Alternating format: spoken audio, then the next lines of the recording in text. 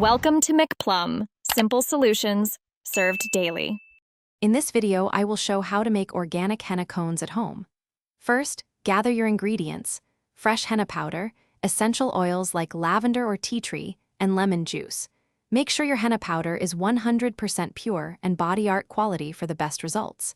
You'll also need a clean mixing bowl and a spoon to prepare the paste. This simple process ensures a safe and vibrant stain. Now let's mix the paste. In your bowl, combine 100 grams of fresh henna powder with about 30 milliliters of your chosen essential oil. Slowly add lemon juice, stirring continuously until you achieve a smooth, yogurt-like consistency without any lumps. Once mixed, cover the bowl tightly with plastic wrap and let it sit for 6 to 12 hours.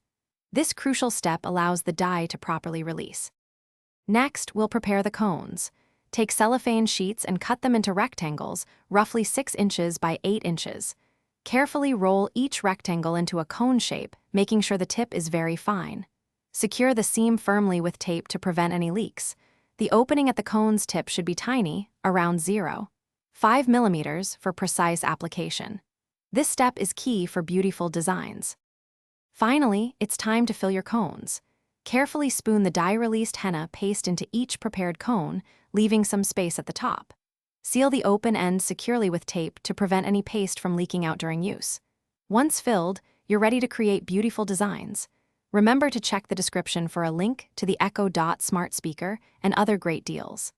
Allow the henna paste to dry on your skin for 4 to 8 hours for the best, darkest stain. Thanks for watching. Stay juicy and subscribe.